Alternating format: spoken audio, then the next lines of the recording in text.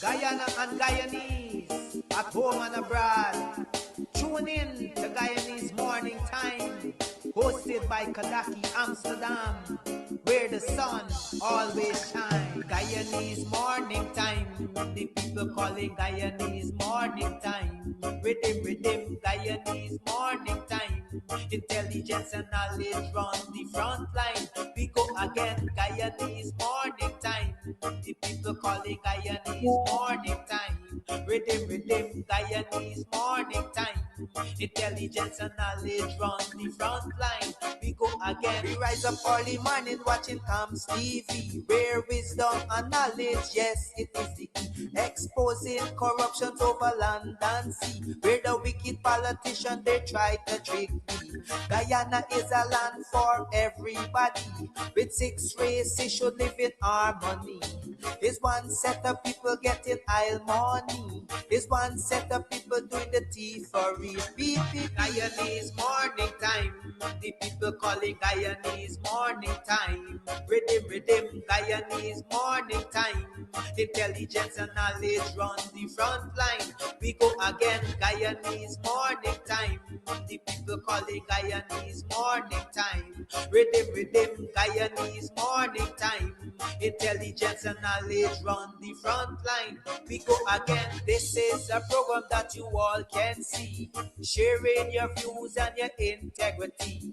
Like it, comment and share it all around. Pass it to your neighbor, safe and sound. A sad situation going on in this town. The voice of the people is getting trampled down. Out of the mouths of babes and sucklings, with Jah as ordinate me to sing. I sing Guyanese morning time.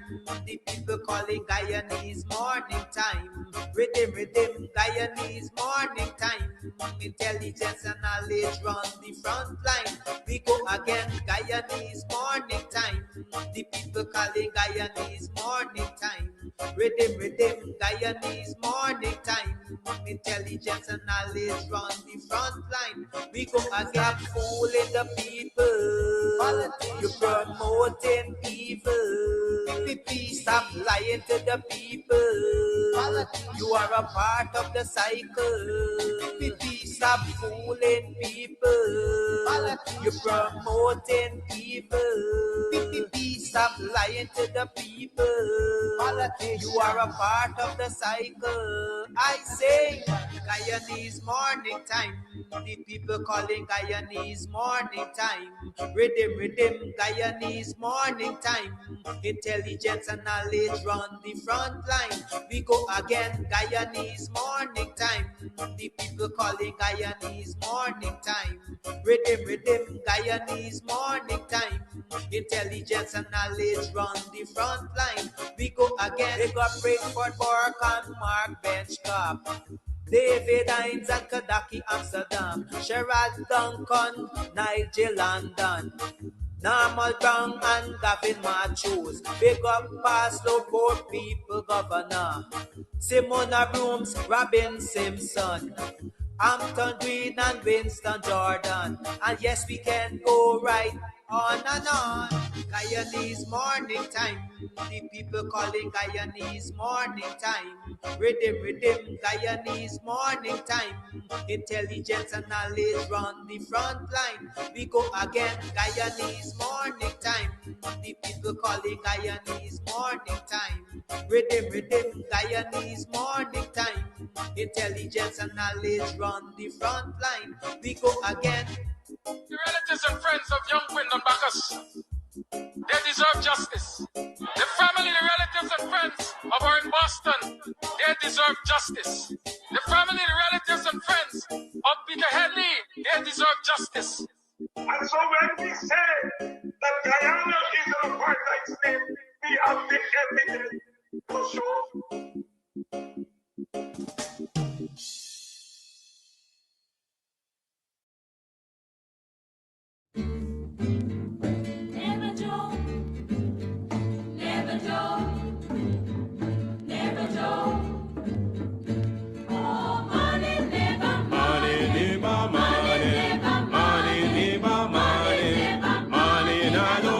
Conniving money, neighbor, money. You can keep your conniving money. When you've been knocked for a bum, in a bill there'll be money. Now because your money done, you come with conniving money. When you had your pocket full, in a bill there'll be money. Now because your money done, you hustle to tell me money. Yes, money, neighbor, money. Now I don't want you conniving money. Neighbor, joker, neighbor, joker.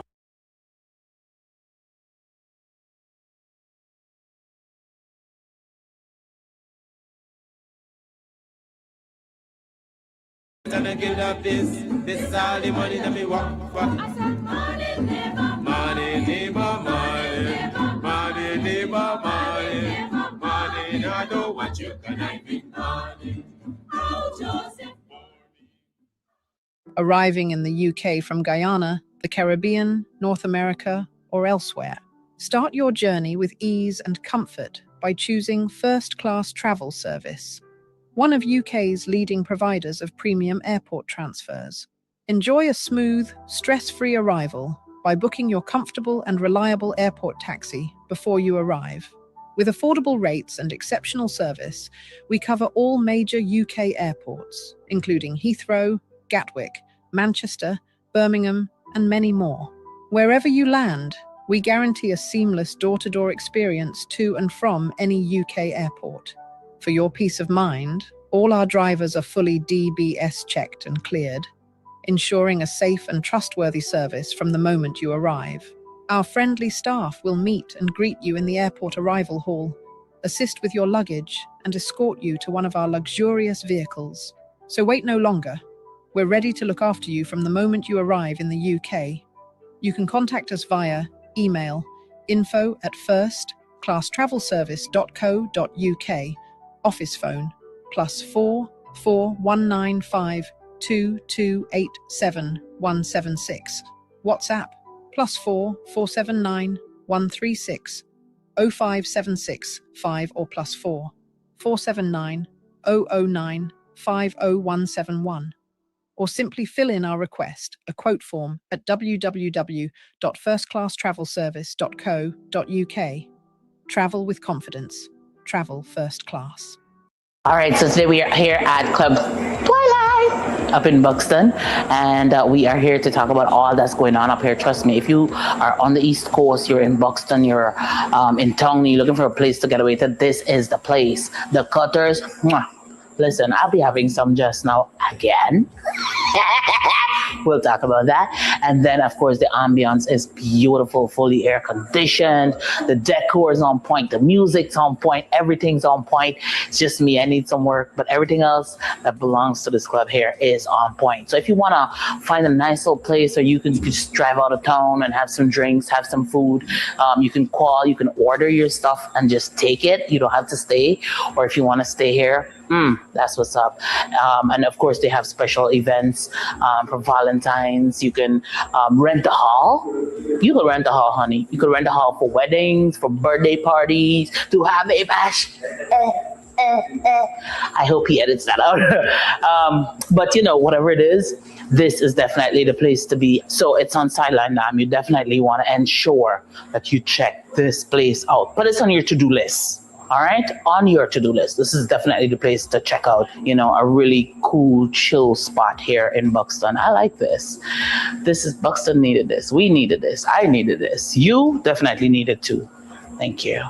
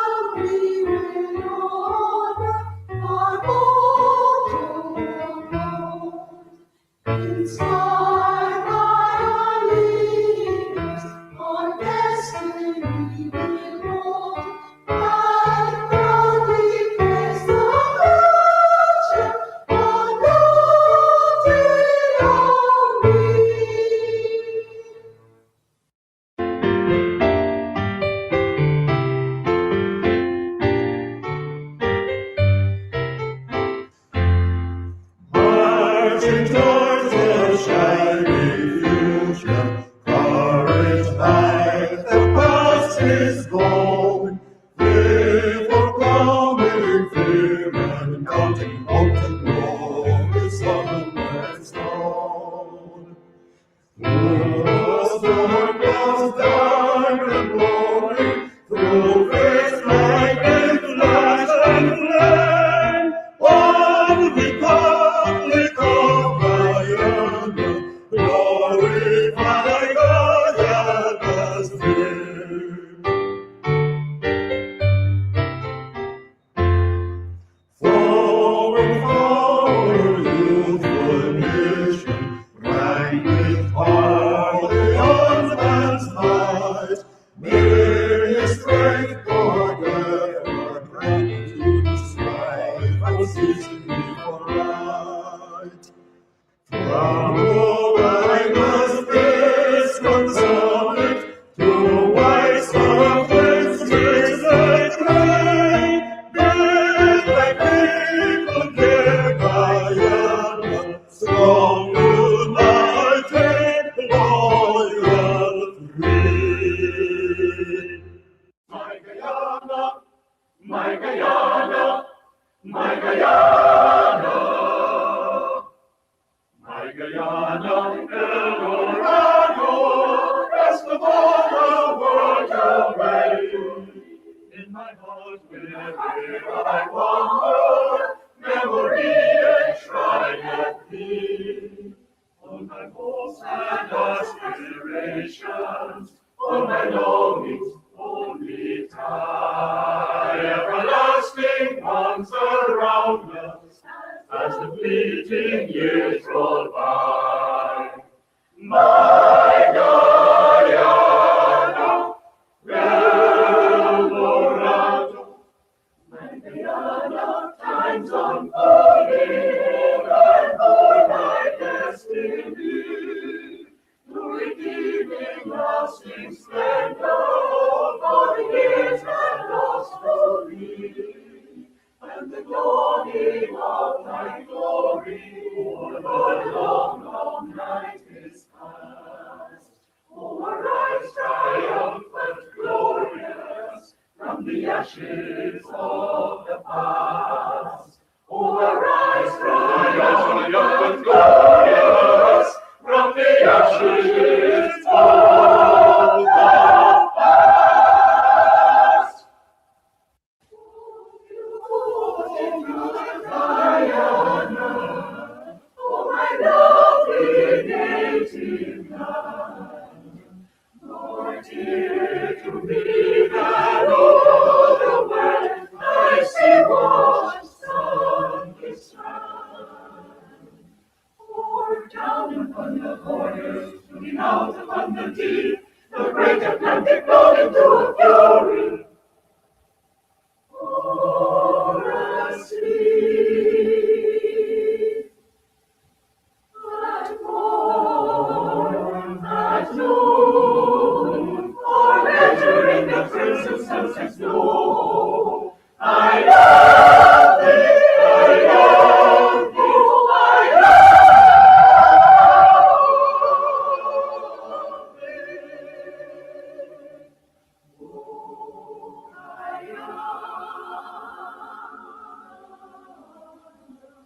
Oh, oh, beautiful Guyana, oh, my lovely native land, more dear to me than all the world I see washed on this ground.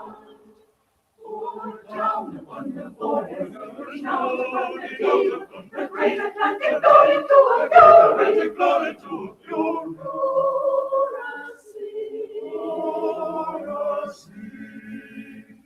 The sea, at morn, at noon, or better in the crimson sunset's glow.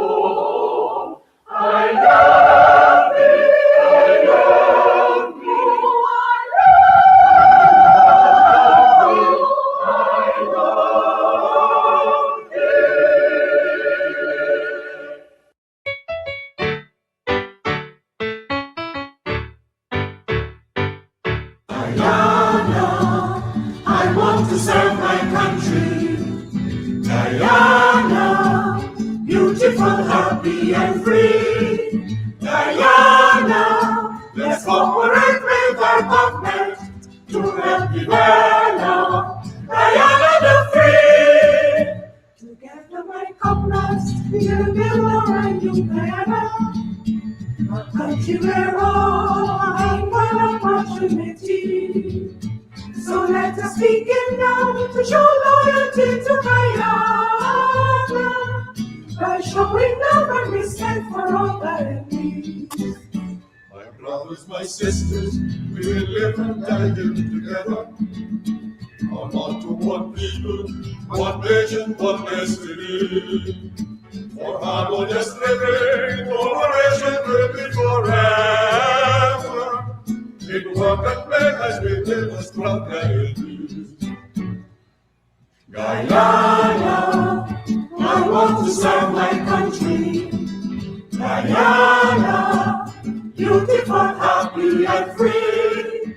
Guyana, let's cooperate with our government to help develop Guyana the free. Well, it's time we settle all the riches in the interior. Our natural resources are there in great quantity. And we will do farming and establish towns by the border. With global food so we could fill all Guyanese. My greatest desire is to serve my country, Guyana, and sincerely help Guyana to move along. Our government asks us that we study hard and we learn the things that will help Guyana to become strong. Guyana, I want to serve my country. Guyana, beautiful, happy, and free. Guyana, let's cooperate with our government to help develop Guyana the free. To help develop Guyana the free.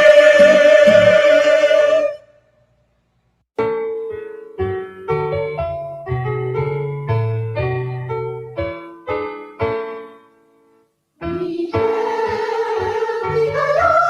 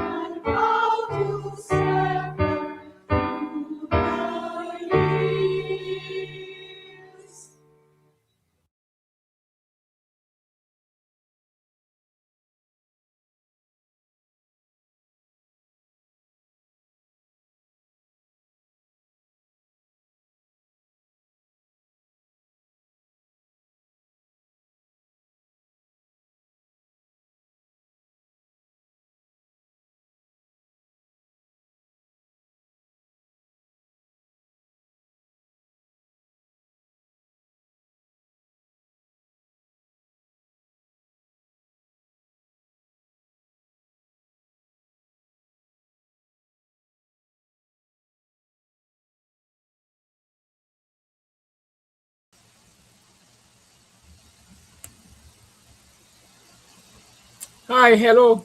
Good morning. How are you do? What a guan? How was I last night, this morning, tomorrow night, and so on and so forth? Y'all talk to me, call a friend, tell a friend that I'm here. And I'm ready to go.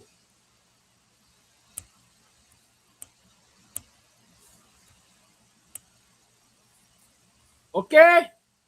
All right? Hello?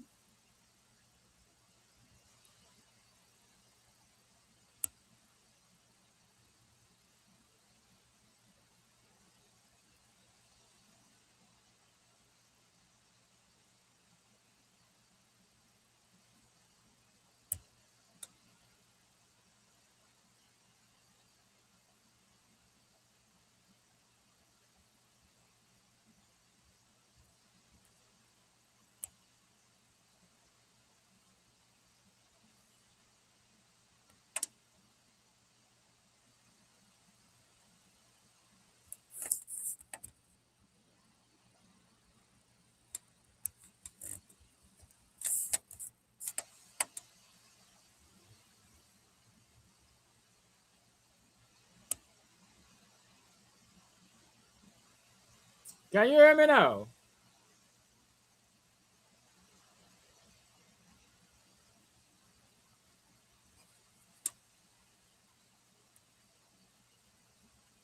Hello?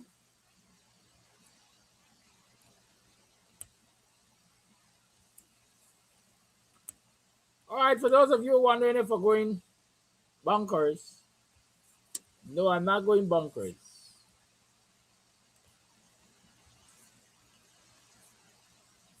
Rosie, can you hear me? Rosie, give me a thumbs up if you can hear me, girl. Rosie, tell me if you can hear me. I hope you're smelling like a rose.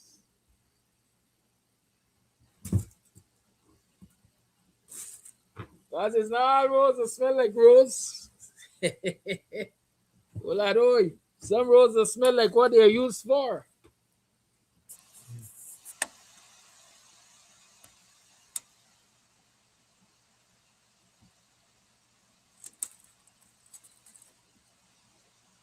How's my audio over there at TikTok?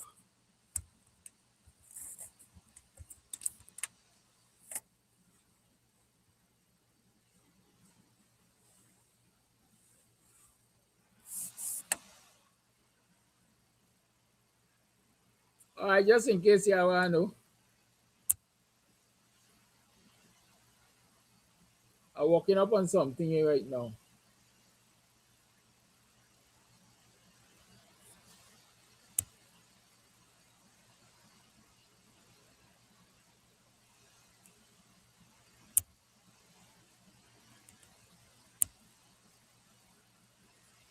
It's my responsibility to ensure that our content gets far and wide. And so I take that responsibility seriously.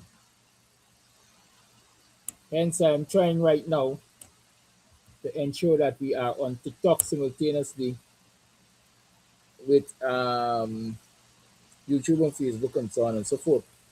But I don't know what the impact of the magic that I'm working will be. So I'm trying to test it out. Okay, folks. Facebook and YouTube, are you getting any echo? I'm asking because I need to know. It's Friday. It's a new day. It's a new effort. And so since we're in this thing together, I have to ask you what's happening. So y'all talk to me. How's the live feed? How is the audio? I have to ask you what's happening. How's the live feed? How is the audio? Okay, beautiful. There's no echo on Facebook. Well, I don't know if the people over at TikTok, are you hearing me clearly? I see people are joining, but nobody's responding to me to say whether or not they're hearing me. Can you type a message or something to say, well, hey, we're hearing you?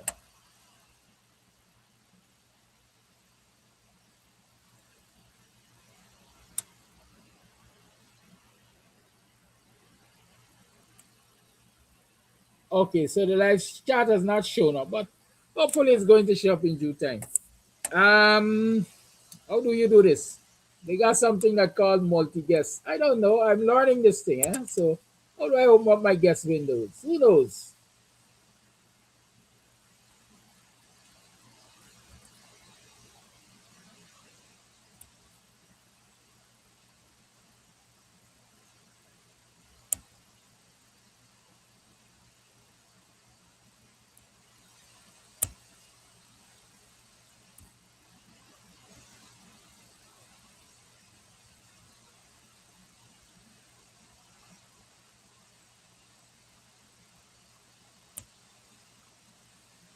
All right, so as we proceed, we're going to deal with that. We're going to deal with that. We're going to deal with that.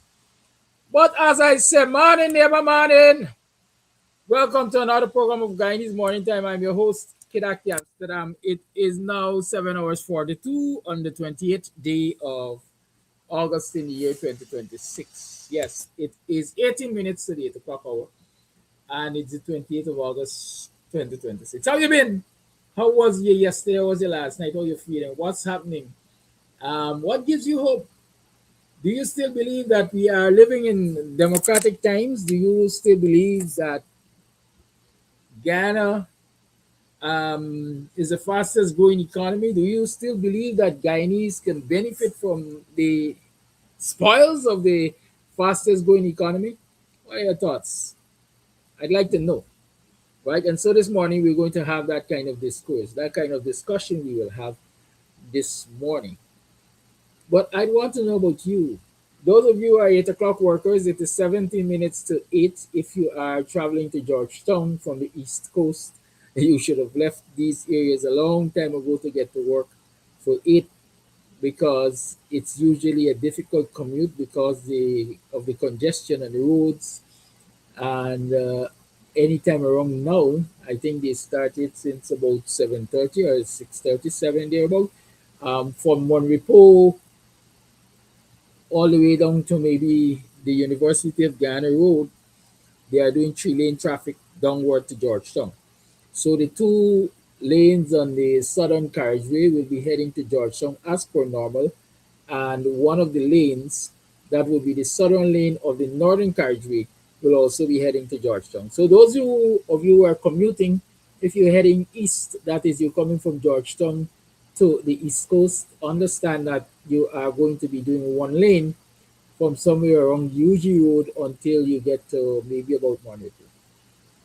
It is important that you understand that, because the reality is when you don't understand that, you end up in all kinds of situations. I think currently there's a policewoman, as a rank sergeant or corporal, a policewoman who is before the courts for causing death by dangerous driving, because it was a day like this. They were doing 3-lane traffic heading into Georgetown, and she collided with a youngster. Remember, the young man was a student of Anandi's secondary, I think, and he died. And so she's before the courts for that. One of the things I always consider and I always ask myself is, when certain things happen in this 3-lane traffic situation, who is accountable? Who takes the blame? Because the reality is, I do not know. Well, I know that the police force, for example, the police force does have the right to, what would I say, to monitor and manage. Yes, that's the word I'm looking for. The police force does have the right to manage traffic, but I don't know if that right allows them to change the gazetted use of roads. I don't know if that right gives them the right, if that gives them the right to change the gazetted use of roads, and that is one of my concerns, right? That certainly is one of my concern because the question stands: if an accident were to take place, whose liability it is? Who is at fault, right? I remember the same day my mother died. Um, the morning my sister and I we were rushing to Georgetown to morning visit. You had to get there by a certain time, and my sister Maureen and I, and we beat in the road, and it was the same two lane down on the railway line. That used to happen from 7 o'clock. 2 lanes down from 7 o'clock, and in the vicinity of Pleasance, I'm on the outside lane. I'm on the right hand lane, beating it, right? No, I'm concentrating, thinking in my head, yeah, it's 2 lane traffic down, not paying attention to the time. It was just about 5 to 7 or 10 to 7. So the 2 lane traffic rule was not really in effect. But I'm on the outside beating it, and a guy was on the inside and made a turn right to get off of the railway line into what would that be? Prince William Street, Pleasance Main Road, as we like to say, to head out to the public road. And we had a collision. We had a collision. Good. And my argument at the time was you can't be on the left lane with both lanes heading to Georgetown and make a right to go to the public road. You definitely are in the wrong. He agreed on that until the police came and said, well, based on the time this accident happened, it was not 2 lanes down. And so I thought I'd share that experience because drivers who are faced with the 3 lane down as it is, in this instance on the Rupert Craig Highway, East Coast Public Road as we like to call it, you have to be aware of the timing when these changes take effect, right? You have to be aware of the timing when these changes take effect. Don't be caught up because you're accustomed to, hey, it's 3 lanes down, right? And those of you who are coming up, like I said, be aware because you are definitely restricted to the left lane on your way up. We don't want any collisions, we don't want any accidents, we don't want any loss of limbs or destruction of assets. So please pay attention to that. And I think the police would help more if they were to continue to sensitize the citizens, the road users, the commuters of these changes that they're making. I never knew anything about the even in Buxton, there's at this hour of the day, I think there will be 2 lanes down.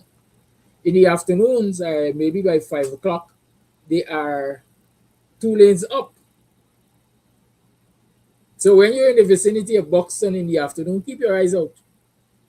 Because at a certain time of the afternoon, they allow 2 lanes up. So if you're caught coming down, you have to pull over in a corner and wait until the policeman decide, well, we're going to, we're going to allow you to go. Yes, one. Good. Traversing the village last evening, I recognized something. And this, when I say evening, is evening, yes, past 5, 6, 7, 7:30 there about. I came to realize that commuters, drivers are finding every possible route through Buxton. Every possible route through Buxton to get off of the railway line and avoid the congestion, right? Because if you know Buxton, if you were able to go south of Buxton to the back, and then you go eastward for several corners, then you will come out ahead of the traffic. Well, ahead of many people who are caught in the congested lanes, right? But so a lot of people are now using Buxton in that way, both north and south. They're turning north into Buxton, south into Buxton, and using quote unquote the back streets of Buxton to get ahead of the others in the congestion. Of course, that has its own effect. And the effect is road users internally are being challenged because the roads, like we were complaining all the time, the roads are really single lane roads, if you ask me. So you find a lot of people are having to pull off to the roadside to the parapet where they are parapets because up until now, since they did many of the internal roads, the concrete roads, they did not backfill the parapets. So it's not easy to pull off to the parapet because you will get a drop and you will damage your vehicle. Good. So if you want to call it an appeal, the powers that be, maybe you can fill in those parapets so that vehicles can pull to the side comfortably and traverse better. Because let me tell you what is happening. When two vehicles reach up from opposite directions, right? When two vehicles reach up from opposite directions, if you got two scrapes, nobody wants to move. Nobody wants to move. And so what you get? Road rage, everybody cussing one another. Everybody fighting one another. Everybody wants to do war with each other. And that's not a healthy thing. It means the government is contributing to the disturbance of the peace.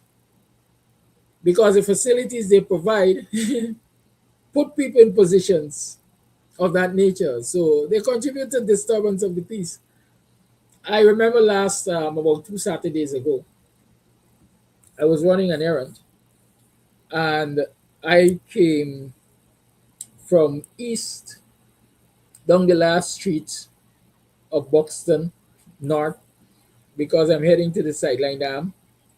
And as I head to the Sideline Dam, there at the junction of Sideline and that last street there, two drivers facing each other head on. And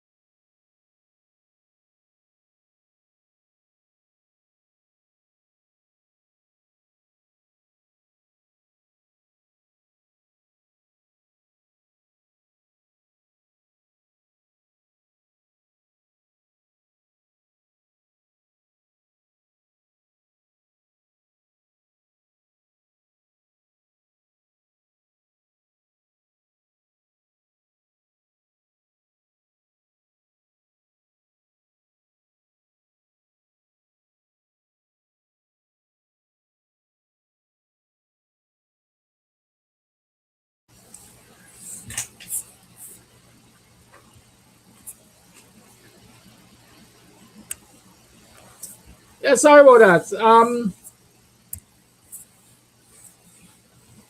When you're a parent, when you're a parent and when you don't parent. Anyhow, so here it is, two drivers are head on. Nobody wants to move. I got an errand to run, so I came out and I went to the one facing east because he had more space to reverse and make clearance. What's your problem this way? Yes, sir.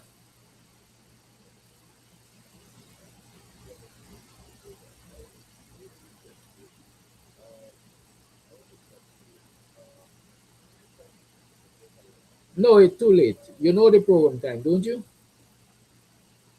Good. I'm on the program right now. I have a schedule for program. I have topics that I discuss in programs. It can't just happen. So sorry about that. If you have an updated flyer, send it. But I run the flyer every day. Every day I play, I show the flyer.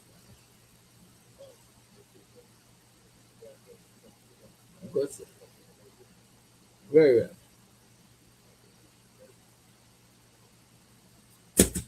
Indiscipline can kill us in this country. Um, and since I get in big, the slightest thing aggravates me. And so y'all must forgive me when you see I get aggravated. Yes, I was saying. So here it is, these two drivers are head on. Nobody wants to move. I want to run. So I came out and I went to the one who was facing east, practically on the sideline. Um, I said, partner, listen, I don't know who wrong, who right, I don't know who come first, who come last. Well, but here, this is the situation. I got something to go and do. It's urgent. I beg you, please. Please, uncle, this is a big man like me calling obviously a younger person, uncle. Please, uncle, I'm begging you, uncle. For me's sake and these other people's sake, just, reverse so that this banner could pass. So I could pass and the traffic could flow. The guy listened. He reversed. I recognizing now that for him to pass where I was with my truck, he would need some squeeze. So I, reversed a little down into the corner and so on. He reversed the car that was facing west, went ahead. He came, he passed me, and I started coming west, continued coming west. Before I get to the corner to turn to go about my business, another one swinging, facing east, swung in front of me. And of course, another standoff is because he ain't moving. He ain't moving. You don't land with any kind of waiting. You don't land with any kind of waiting. And you just come with the truck. I said, partner, I didn't see nobody waiting in no car. And I come and I see two men, I just stand still, I intervene and they move. So it's natural that since I asked them, I resolve the situation and move. It's natural I go about my business. And so even if you were in the car today, since you didn't make any effort to try to appease the situation, at least, partner, let us one vehicle pass. No, it's not for y'all. If you're saying all y'all they waiting, it's not for y'all. Let me pass with me one vehicle, no, man. I ain't moving, I ain't going nowhere. You know, in village people know answer, right? Kiraki, you can't make me move and think. All people try to talk to these two young men because those two scripts. I call them scripts of what they represent. The presentation and mannerism and everything. That man decided I'm moving. So, you know what? I think I'm bullying me this morning, I jump out the truck, turn off the engine and lock it up on Galami. I walk away and left it there. Because all I did doing is come and pick up the other truck and go around the corner and discharge what was on that truck to the other truck and go about my business and let the road stay blocked. Some might say Mr. Amsterdam is not the best solution. Mr. Amsterdam is not the right solution. But sometimes you have to take a stand for people to realize that they're doing ignorance. And disrespect will get you nowhere. Old people say soft words turn into way rat. I used the soft word to get that man out of the part or the other one. Only to be confronted with a ignore who decide that he won't bully me. Big old fool like me won't bully. Right? So that was the situation. Eventually it was resolved. I don't have all the time to tell you how it was resolved and so on. But I use that to show how it is these walk paths that the government calls roads,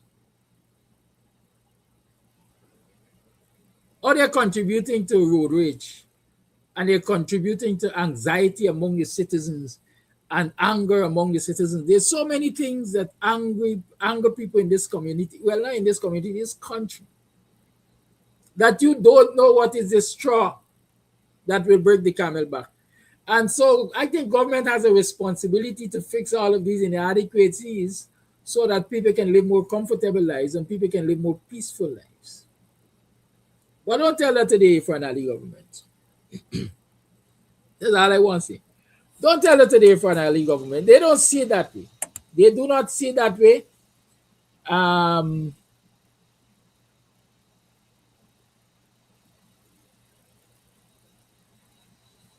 Listen, TikTok, you're full of stupidness. This restricted and that restricted because of shared content. Hey, y'all ain't got no monopoly on me. This is my talent. Y'all could restrict it. I can stay on Facebook and YouTube. Y'all go to hell. This Chinese, eh? Listen. Yes, but the government doesn't, in my mind, the government doesn't take enough, make enough effort to ensure Guyanese live a comfortable life. In some countries, there is the happiness index. If you were to check Guyana's happiness index, I'm sure it is down in the gutter because our citizens are not happy.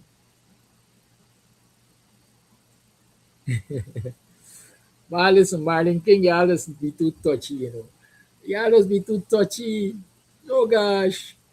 That's how the young man see me. He had to see me as a big old fool. So he could bully me. Right? So I know some of you can't stand my way of communicating sometimes. Because especially if I talk about geriatrics, people got a problem. I talk about me being a big old fool, people got a problem. Come on, man, listen. Y'all don't hurt me. Y'all don't take me serious. Y'all gonna get a heart attack. But I am thinking in my head, you can't see me as a big old fool.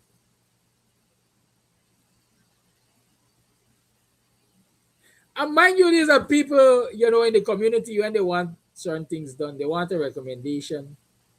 They want guidance. They want a peacemaker. They find you, you know. They find you. But at the drop of a pin, they will disrespect you. And so right now I'm at a place that if you come at me and I recognize you as a disrespectful person, so you can't get nothing. I ain't doing nothing for you, man. Move out there. Move. Jumpy, move. Out there. I ain't got the time. I can get the royal runner. Well, I don't wait. They don't understand this thing, you know. They don't understand the thing. Don't cross the bridge before you cross. Yeah. Good. But yes, I was talking about the whole traffic situation thing. So I was saying that that's an impact on the community and residents of the community. That's an impact. What is also an impact? Some vehicles are heavier than normal. And so the bridges that they built to link roads and streets and so on, a lot of the bridges have dropped, as we like to say. Right? Right? A lot of the bridges have dropped. So again, it would help if the authorities can make an effort to bring those bridges back to level with the road, because a lot of the bridges are now not being used. And it follows that a lot of the cross streets are not being used because the bridges have dropped to level below the level of the street. And so we have issues there. The bottom of your vehicles grazing, and you know, you're affecting your exhaust system and stuff like that. So those are some of the things that maybe the local authority and central government, y'all get together, you need to look at these things. Good. What I've always argued, and I'm going to continue to make that argument, that in my thinking, I mean, the president says he has a doctorate, I think, in urban development. I have never studied urban development, but I got common sense, which is not so very common in many instances. But I'm of the opinion that if you were to do interconnection of the communities along the major highway on the East Coast and the East Bank, then you ease the congestion, the traffic congestion on the main thoroughfare. because people can divert and use those internal routes. Whether you identify one or two of them for the linkage, they can use those internal routes to basically travel parallel to the main highway, and so you're going to reduce the congestion on the main highway. But I don't know if engineers don't think, or if the political leaders, political bosses don't allow them to think and execute what they, I guess, they learned in classrooms. Hello. Yes, sir. Good morning.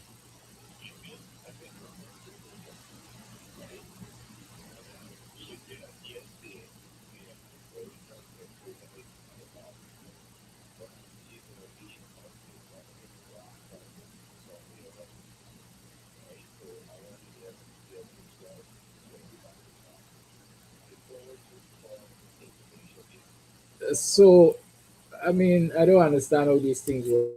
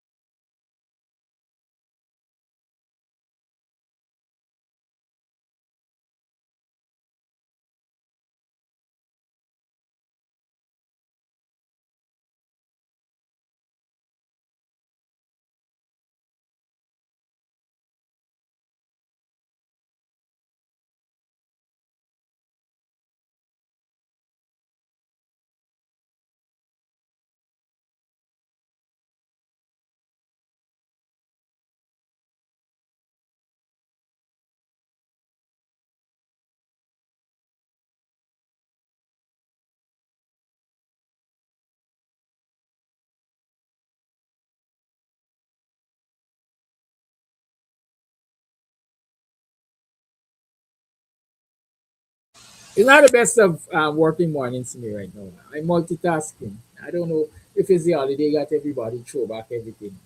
Yes. So I'm of the opinion if you were to link communities with parallel roads to the main thoroughfare, you can actually reduce the congestion because instead of everybody coming down the main road to get to their place of residence, then they can use these parallel roads, which they're aware of, to get into their communities. One of the foolishness, I want to call it foolishness. Um,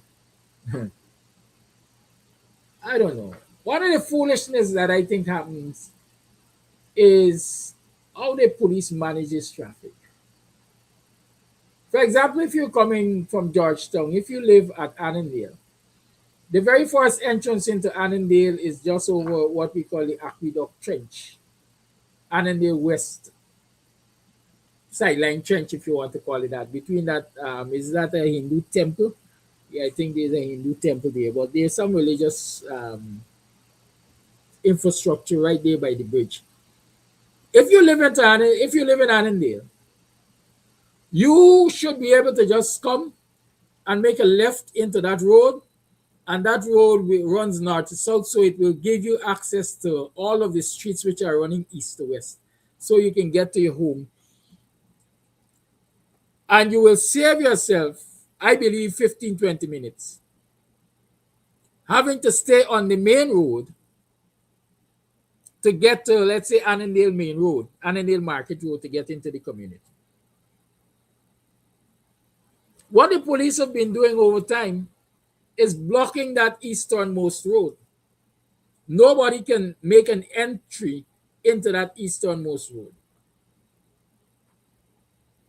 because they claim a problem is created because people who do not live in Annandale are coming into that road and using the east to west streets and then go to the northernmost part that they can and then exit back out to the main thoroughfare. The solution for that issue is not creating hardships to the people who live in Annandale. That can't be the solution for that issue. There has to be some other efficient solution. Because when you keep people who live in that community on the road for another 15, 20 minutes waiting to get to where you want them to enter the community, then you're also keeping other people hamburged for another 15, 20 minutes. At least that's how I see it. So the way the police manage the traffic on the public road, at the junctions of communities and so on, it's kind of concerning. But that is that. That is that. I think I had enough to say on this traffic situation and so on and so forth. Not to mention that the contractors are doing their own thing. They wake up this morning and they feel like hamburg everybody, they hamburg everybody. Right? They just turn up and they're going to block. Say we're blocking off this area right now. We're going to block off this area right now. And whoever suffers, suffers. Right? That's the situation I have serious problems with. Good. It's 12 minutes past the 8 o'clock hour. It's 12 minutes past the 8 o'clock hour. It's still Friday, the 28th day of August. It's August month then. So I'm going to put up the Cash App and Zelle and so on and so forth so you guys can contribute to the upkeep of the program. So you have that there. You have Zelle and you have Cash App. Yeah, what you think there? Yeah, help to contribute to the upkeep of the program. What is a major political talk I want to talk about this morning? I want to talk about what has happened with the leader of the opposition and his crew. Applicable word in this instance is crew, because they were on a vessel, they were on a fast boat. By now, all of you are aware of what transpired on that fast boat in terms of the allegations that the Marine units of the Guyana Defense Force and the Guyana Police Force attempted to or signaled to the operator of that fast boat to stop, and instead of stopping, they engaged them in a high-speed pursuit. Right? They made a hasty retreat, but they were eventually, I see some people saying, intercepted at the Friendship Wharf. You can't intercept me if I am docked, if I'm parked. It's not, I don't see it as an intercept. Y'all could tell me if I understand English language or not. Right? I believe you encountered me. I believe you caught up with me and all those kind of things. But you certainly didn't intercept me. I believe for you to intercept me, I had to be in motion. That is my belief. But it talks of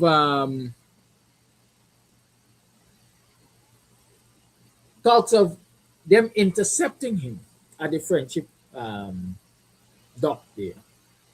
So that is my first point of disagreement. I don't think it was an intercept. I think whatever other word could be used, not intercept.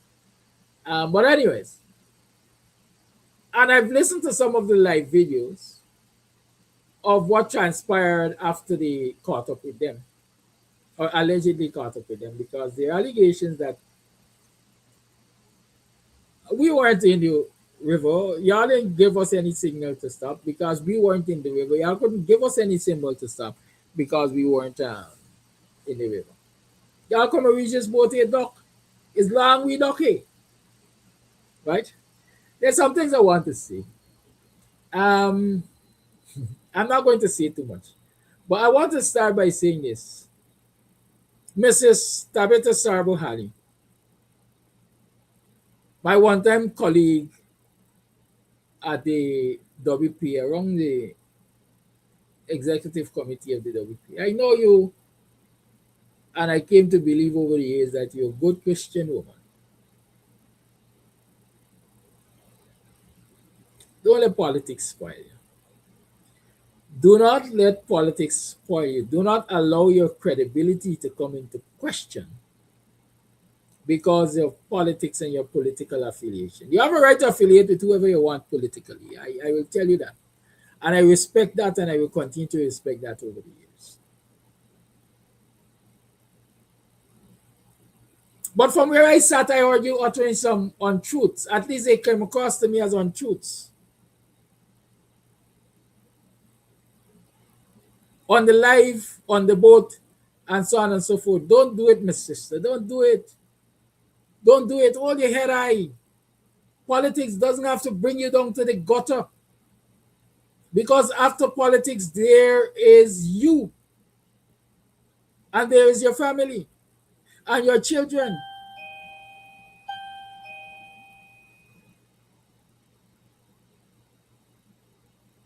Somebody at me gate. This morning is going to be a very troublesome morning for me. I tell you, I could feel it. Y'all give me a minute.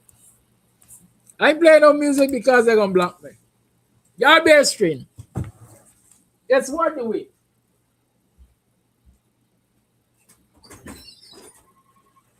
Yes, sir. Who's there?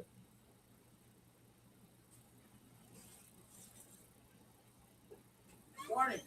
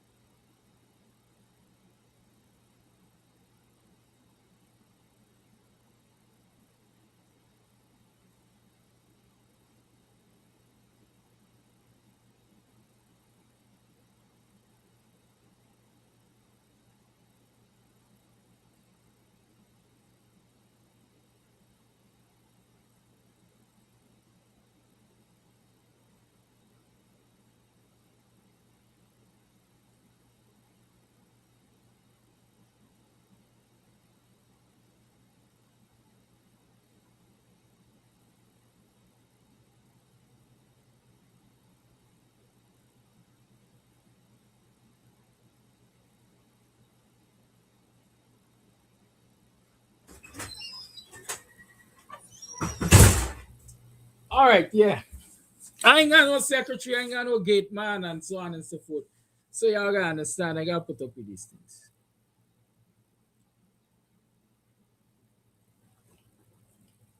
Run the lane. If I may beg your indulgence, I didn't ask you to bash Tabito.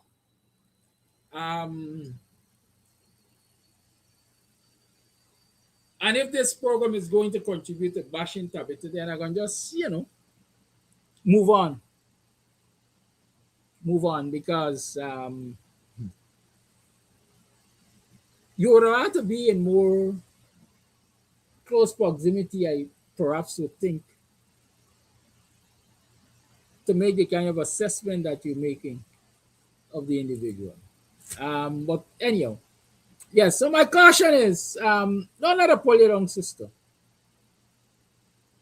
Don't. The truth is the truth, and let the truth speak. I grew up here, speak the truth, cause it what it will, what it will. And I think sometimes that is my undoing. I give my mouth liberty. I like talk for wrong and right. Good. But I looked at that live and I concluded, there were so many untruths being spoken on that boat, on that vessel. There were so many untruths being spoken on that vessel. I mean, it's politics. I mean, it's political victimization and all kinds of things, persecution and so on and so forth. But you must be able to stand above the fray. You must be able to stand above the fray. You must come out smelling like a rose from this whole stinking situation. You're not a boat. It's not your boat. Let the owner of the boat defend the boat. You are a mere passenger. Right? You are a mere passenger. Don't defend no boat. You know none but no boat. The captain got with the documents, but then lo and behold, the owner of the boat saying, I can't remember if this boat was registered or not. Let the owner speak for the boat. Because when you continue to contradict each other, you're looking terrible. And I'm particularly peeved that you allow yourself to find yourself in a situation like that. Good. Don't do it. Now let me talk to the owner of the boat.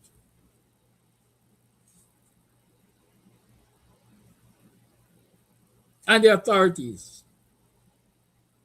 I believe that there are scores of ocean-going vessels that operate unlicensed and operate by unlicensed people.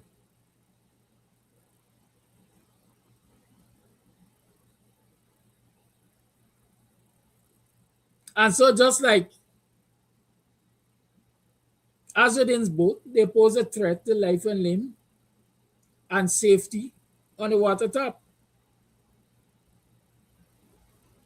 But we don't go after them. The government doesn't go after them. The authorities don't go after them. And so when you're going after Azudin and his crew, it immediately points to politics, political persecution, victimization, whatever you want to call it. Right? Yeah, it immediately points to that. So your slip is showing, to use Mark Benchop's words.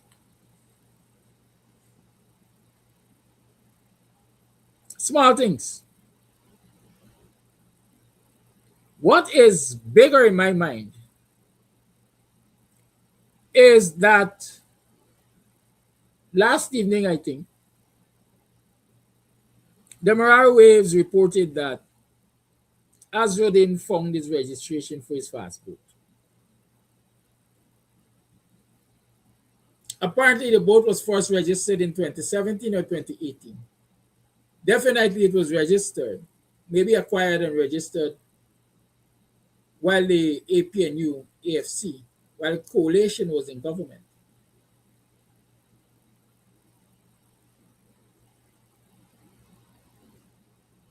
And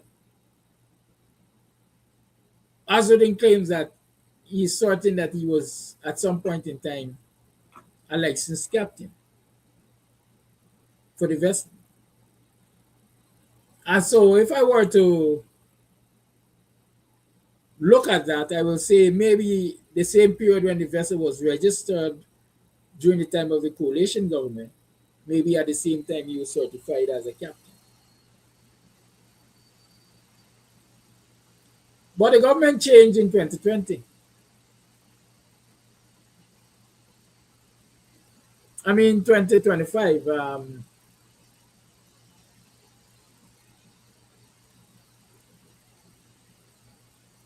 2018, 2020, government changed in 2020, yes. And then 2025 again. Since then, the vessel has not been registered. Because what he has produced, according to the Mirror Waves, is an expired registration bearing the year, either 2017, 2018, whichever one. 2018, I think. But once the government changed,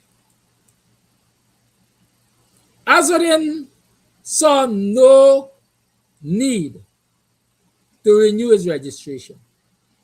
Azudin saw no need to renew his captain's license. Azudin saw no need to respect the laws of the land because his friends, Irfan Ali, and the rest of the PPP are in government. And that's the telling story for me. The telling story for me is the likes of Azudin Muhammad and others are prepared to toe the line, are prepared to follow the law, are prepared to respect the law, so long as the PPP is not in government.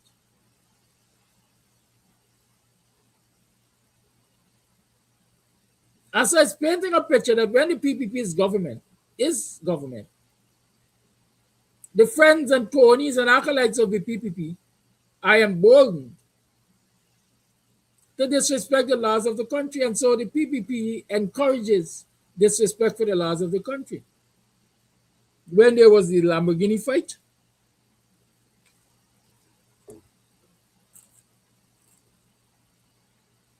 Azudin said the president advised them as how to approach it.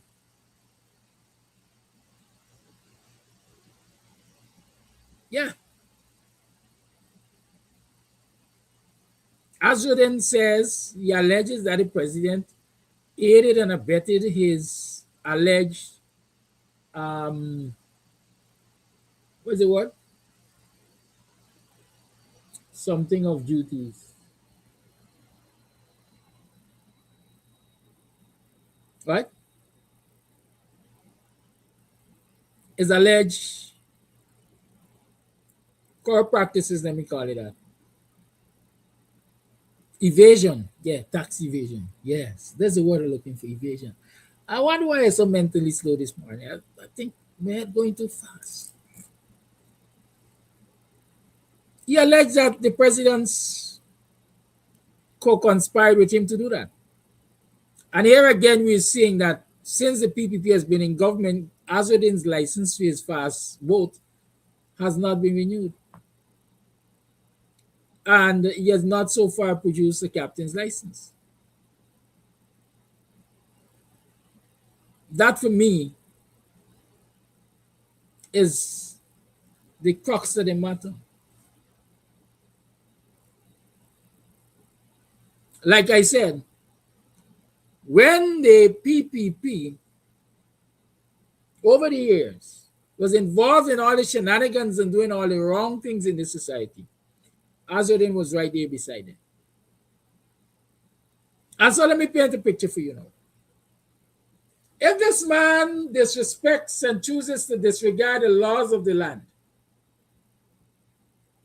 simply because his friends are in power and they will allow him to do it, imagine what this man will do if he were in power. Just imagine that.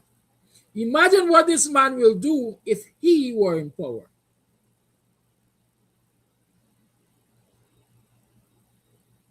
You're out of office. You're not in political office.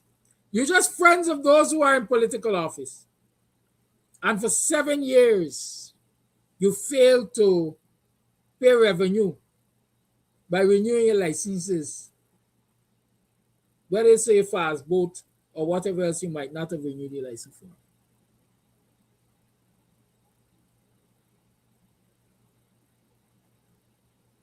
Imagine if you were to sit in that seat of power. If an Ali increased his land allocation by 5 times from 30 acres to 150 plus acres, allegedly,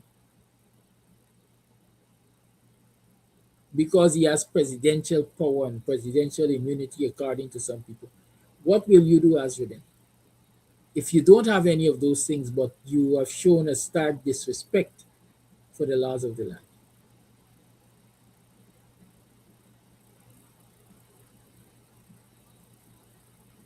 And so back to the crew.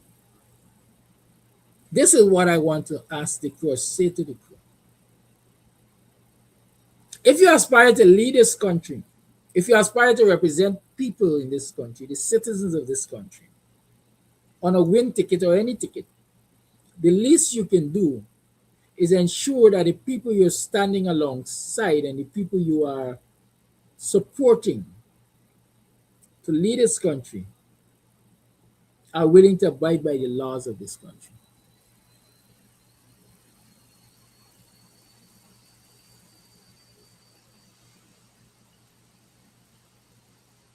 By show me a company, I tell you who you are, they say that. By associations, we will conclude who you are.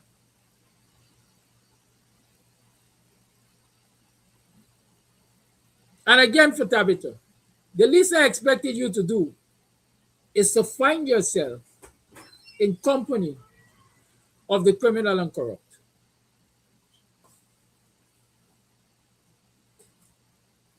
And as this is becoming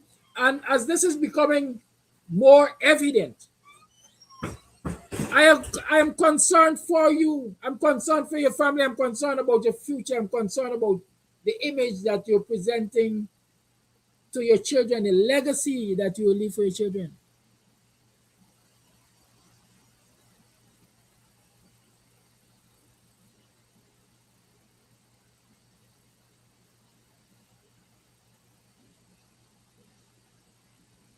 Why, as the other day, been out there looking for dead bodies and things, the Coast Guard and all them run up on you. You say we go into Region 1 with this fast boat. Are all of the documents in order? Are all of the documents in order? You say you're going to be captain in this boat. Are you a licensed captain? Are you allowed to operate this boat without license? They say hindsight is 2020. So yeah, I have the benefit of seeing this thing unfold and then ask the relevant questions. But all of you and all of the lawyers and so on that surround Azruddin Mohammed could not at any point in time, or do not have the gumption, the testicular fortitude to say to Azruddin, when you were friends or better friends with the PPP, it is alleged that you were doing no ends of wickedness and getting away with it. And since you are apparently not their friends now, y'all are falling out somewhere along your line. You have to understand that you got to toe the line. You got to be circumspect with your behavior. You got to dot your I's and you got to cross your T's. Because if you don't dot your I's and you don't cross your T's, and if you don't be circumspect with your behavior, you're pulling us down. Your actions will ultimately affect us. And in case y'all still looking to see whether or not that is so, look at the video. That thing is the most aggravating, disrespectful, shameful. I don't know what other adjectives to use to describe the way Tabitha was body searched. Well, they say pat down by the member of the Guyana Police Force.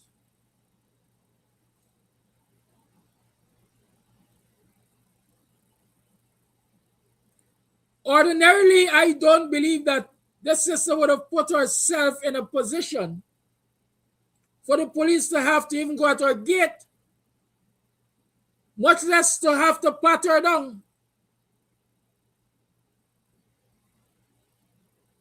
In the most disgusting ways, on camera, and that video circulates all over.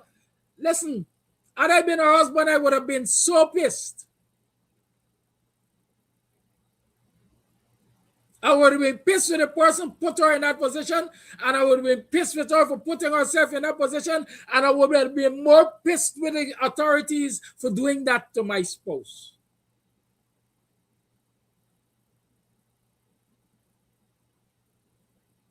A lot of people are saying it was a male. I don't think it was a male. I'm positive it's a female with maybe male features and male tendencies. Because they're no ordinary female.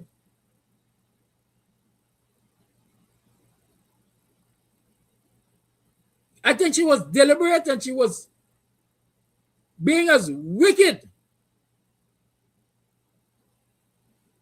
as she could.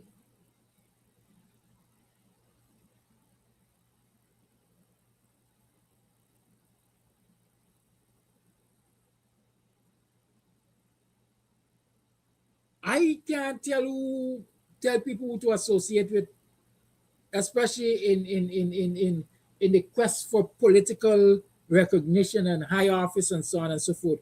But I can tell you that you have a responsibility to yourself and your relatives and your family and your whoever to ensure that you protect yourselves at all times. And since you know that you're in the company of a man who it is alleged has been doing all kinds of law breaking things, you have to ensure that you save yourself.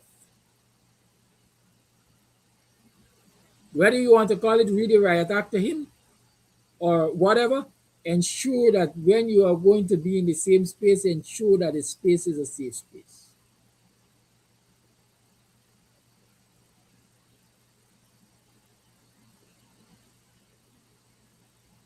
I have not been accused of, and I dare not believe that I would ever be accused of half of the things that are associated with the name of Azudin Mohammed.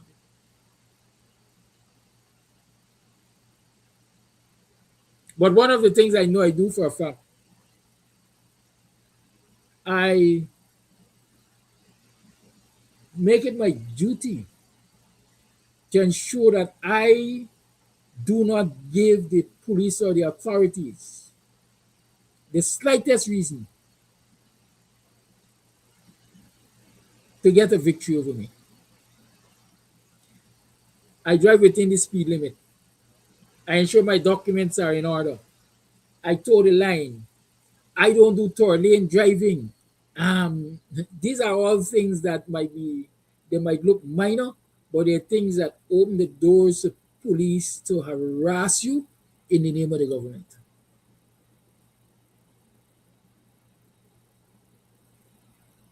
I don't disturb the neighborhood with loud music late into the night. Those who live around where I operate my business will tell you, if I play loud music, at most I play loud music for about 3 hours. As long as the clock strikes 9 or 10 o'clock, I'm ready to turn off or turn down my music. I try to live what I would want to say within the confines of the law, because I don't intend to give my political opponents an upper hand. I don't have the resources that Azudin has. I don't have the resources, especially to quote unquote pay for the advice that Azudin needs. I sure you got a long battery of lawyers, and they must work for their money. And those of you who are in this company, because I don't think you got money as long as he has, and you may not have a long battery of lawyers, you have to safeguard yourself, safeguard your peace.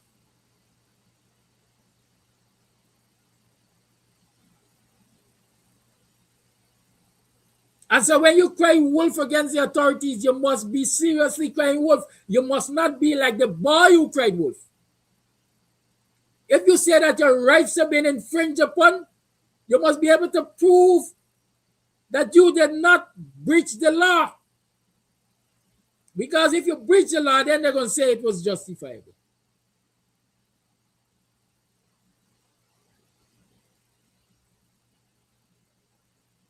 So begging y'all,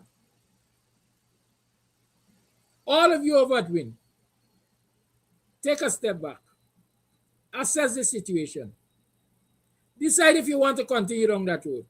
And if you want to continue down that road, ensure that you keep your eyes on the grass so the barrier don't catch you.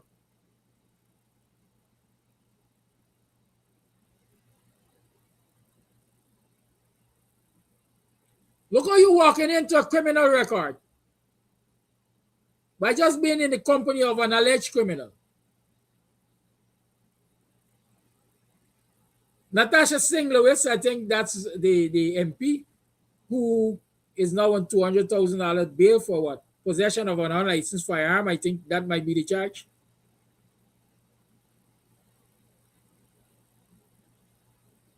Now the law, they say the law is not an ass, but the law is a technical thing. Here it is, his sister is being charged for being in possession of an unlicensed firearm. Simply because her colleague left her firearm in her vehicle. Again, you know you expect political persecution.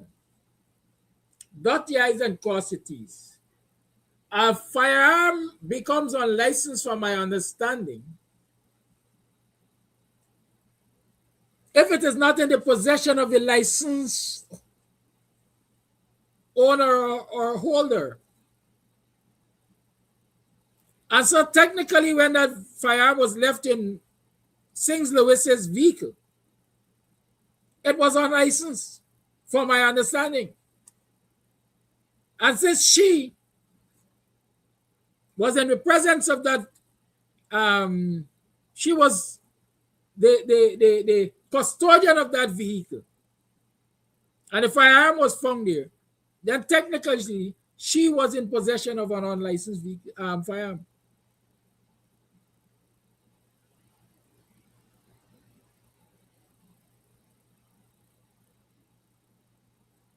The license holder for that firearm got some problems too, you know.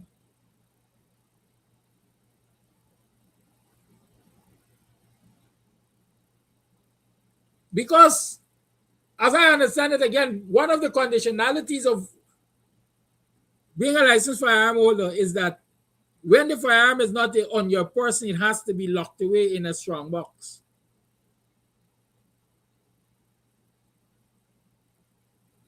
And so that person is also guilty of a breach. And so the police, the PPP police,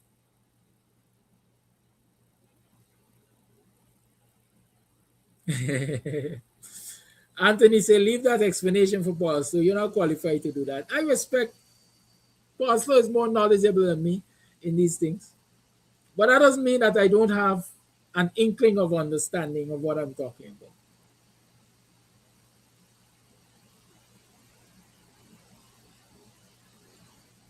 So if you ask me the whole situation there with Azradin and his crew, and the behavior of the political police and the political military and so on and so forth,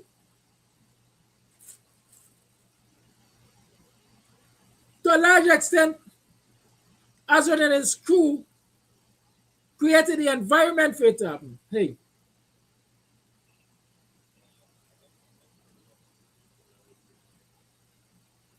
And something else. And something else. Good. Right. Good. So I'm saying again, you know that you got political opponents who are wicked and they have a scourge-yard policy. The onus is on you to protect yourself.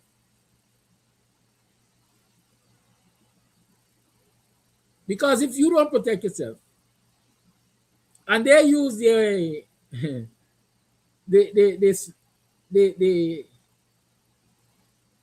agencies of the state to harass you,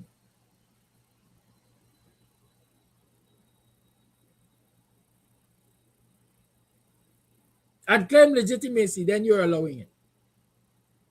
That's how I see it.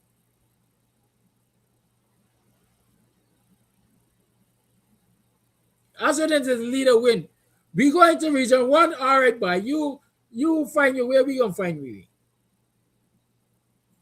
I wasn't around in the time of Walter Rodney, at least not politically active. But one of the things I learned was that, for example, if they're going to Linden, the members of the WPA did not travel in one vehicle.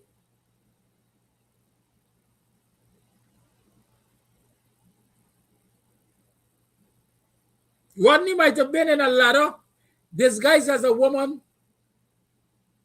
Whoopnarine might have been in a steel donkey, a Vauxhall, disguised as a Rasta. I'm just making up these images in my head.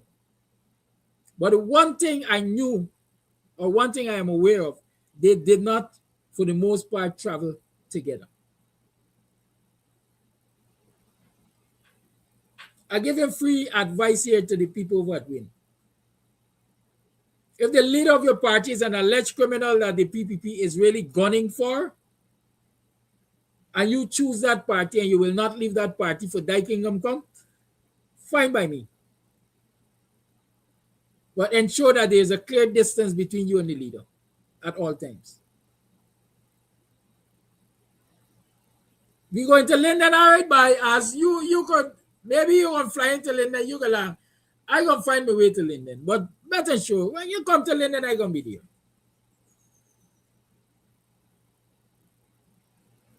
Listen, I gonna come to them, but you gotta finance it. I ain't got money for pay for the means of transportation that I want. You gotta finance it. Give me the money, man. I gonna come. You know I'm a reliable soldier. But me traveling with you.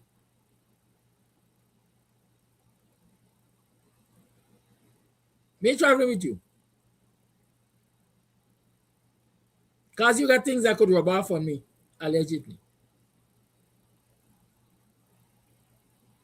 But out of desperation for political power and so on, I might choose to jump on your bandwagon because you got money. The other people ain't got money. Democracy is a sale. The other people can't buy democracy. So I'm going to jump on your bandwagon.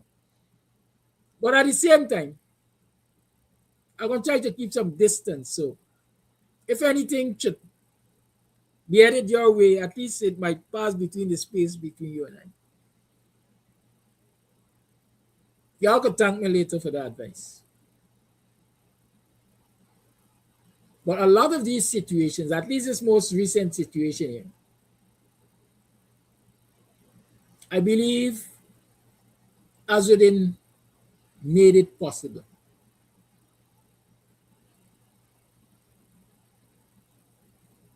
Because he certainly knows the kind of vindictive people that he's dealing with. He has enough lawyers to tell him what the laws say. And so he must bring himself to the place now where he's prepared to follow the law. Yes, they say it's not easy to get dog to stop sucking when you're accustomed to sucking it.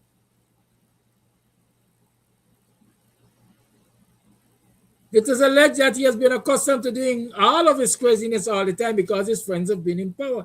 But now there's a falling out. You got to pull yourself in order. Because again, I'm saying, if you don't, the people who are alongside you, they're going to get pulled along with you. And the people must also recognize that.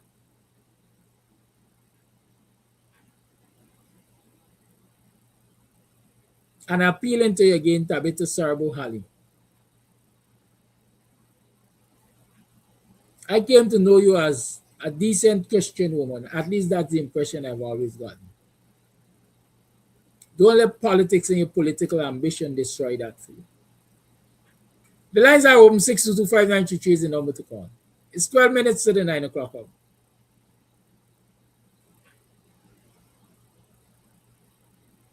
"12 minutes to the 9 o'clock hour.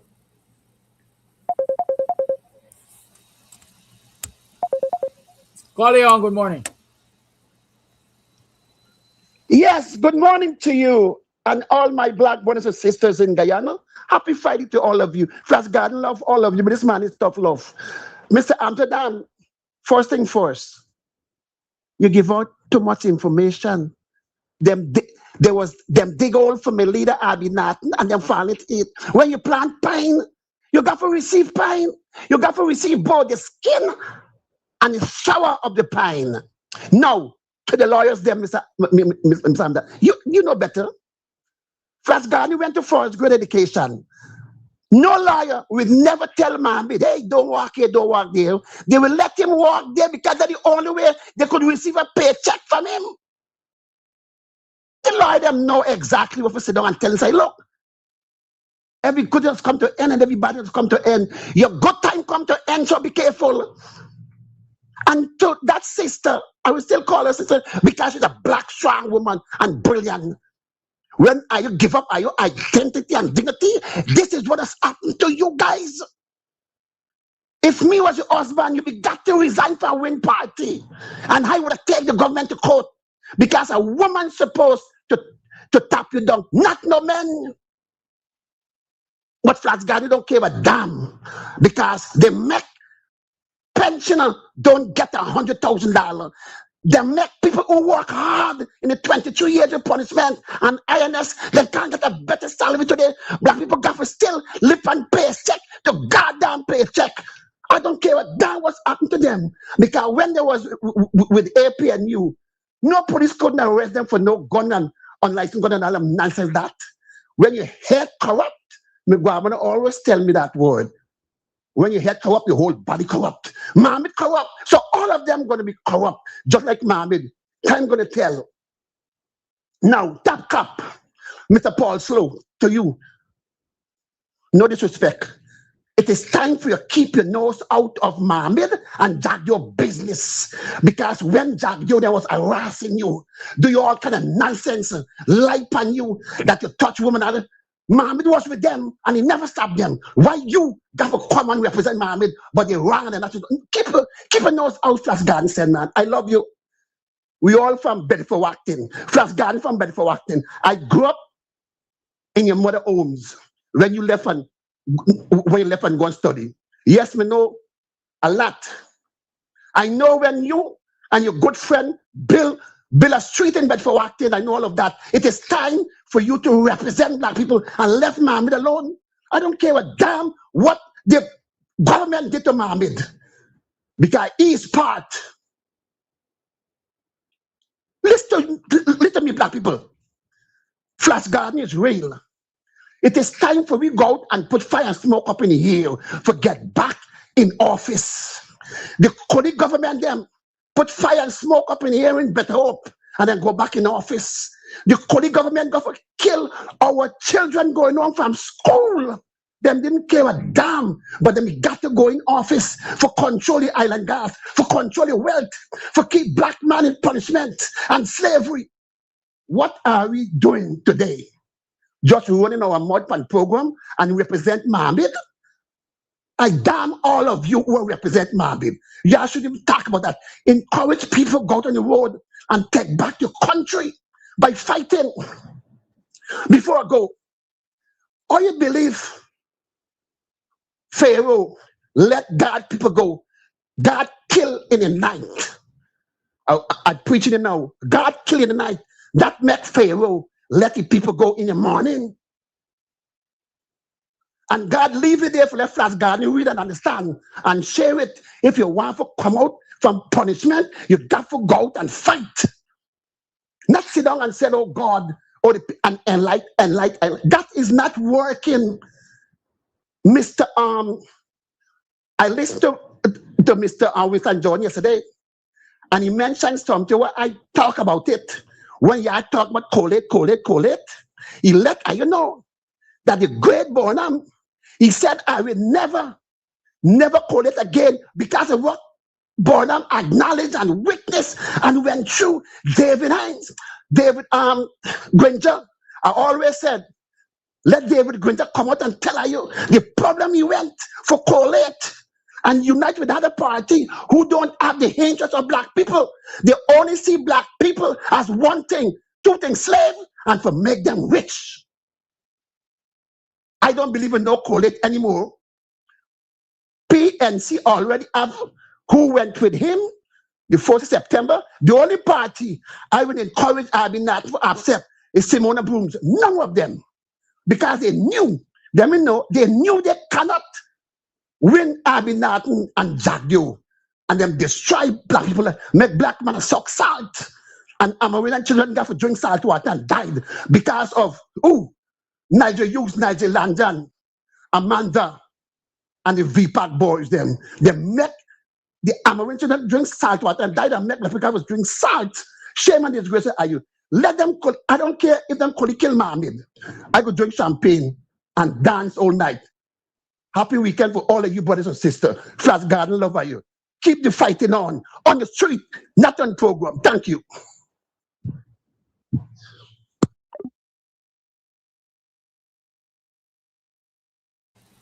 The lines remain on 62259 is the number to call. Call you on. Good morning. Morning, Brother Gadaki. I am well said this morning. Well said. Good morning, Brother Gadaki. Well said. Well said. You could not have put it better this morning. Your explanation about the situation with Mr. Mohammed and the boat, well said. If we can't understand it better, something is wrong. Something's wrong. You put it out as plain and as possible as ever. You understand? We grew up hearing, show me your company and I'm going to tell you who you are. Right? Miss Sabo and others got to know the kind of company they are keeping. You understand? And once again, Brother Gadaki, thank you so much for spelling it out. Because Mr. Muhammad has been doing a set of wrong things under this party, right? And no, he never wrong. He's trying to prove the party is the most wicked party when he's part of that same wickedness. And he's using black people and poor people in this country to get himself out of trouble. But there's a God, and thank God for you, right? Showing people who he really is. Thank you this morning.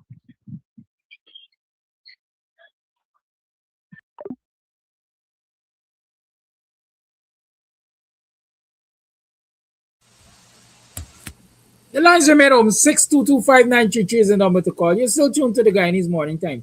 You know, I see somebody saying the gun laws only apply to PPP, to non-PPP supporters and non-PPP followers and so on. Listen, we don't live in a democracy. We know we don't live in a democracy. And the fastest we acknowledge that we don't live in a democracy is the best thing for us. Because when we acknowledge that we don't live in a democracy, then we're going to take the necessary steps to operate as though we don't live in a democracy and to work towards living in a democracy. I know the laws don't apply to certain friends and cronies of the PPP, but I also know the laws apply to me because I'm not a friend and crony of the PPP. What should I do therefore? I should ensure I toe the line. I should ensure that I abide by the law because I don't have any godfather or godmother or sugar mommy or sugar daddy in the PPP that is going to come to my rescue should the law come upon me. I'm not saying not to fight. I'm saying fight with sense. You dot your I's and cross your T. So that when they come at you, your I's and T's are crossed. Carry on. Good morning. Good morning, one and all. I think it's still on topic.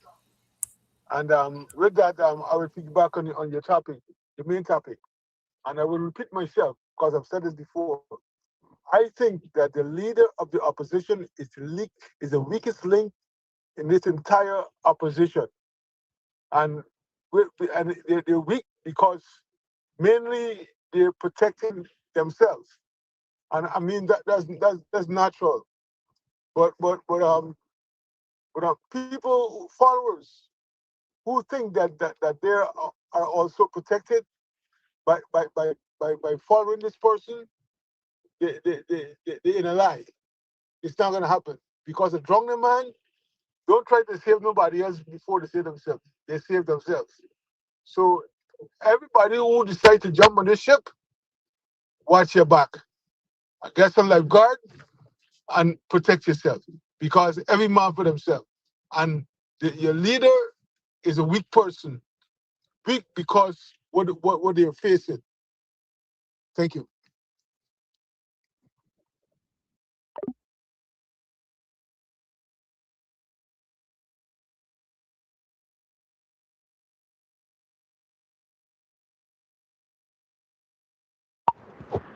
Kadaki, morning, my brother.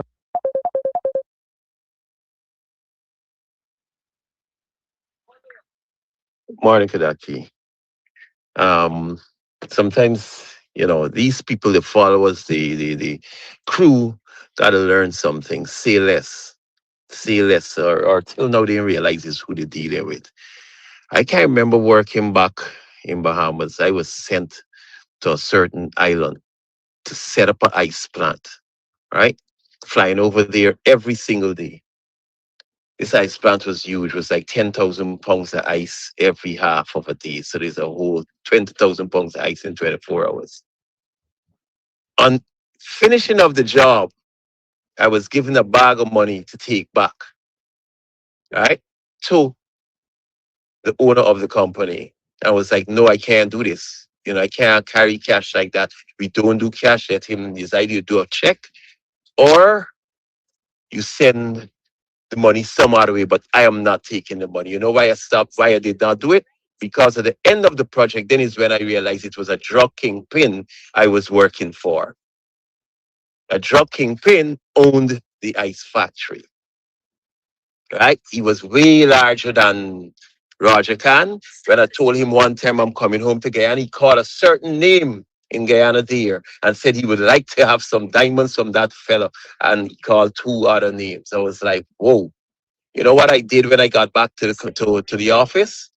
I said to the owner of the company, everything is up and running. It don't need me over there anymore. Anyone else could go and troubleshoot. I extracted myself from that situation because I know what could have happened moving forward. So we got to be careful with our association. And you know, these people, as you said, know this man got stains on him. I don't know if they want it spilled on them because it's, it could go far reaching. So you got to be very careful. That's all I have to say.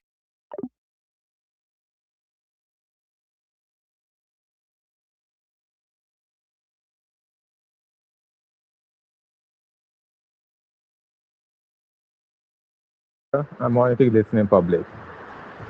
I was to send this voice note yesterday, but I was busy, didn't get to send this yesterday, so I took the opportunity to send this voice note this morning.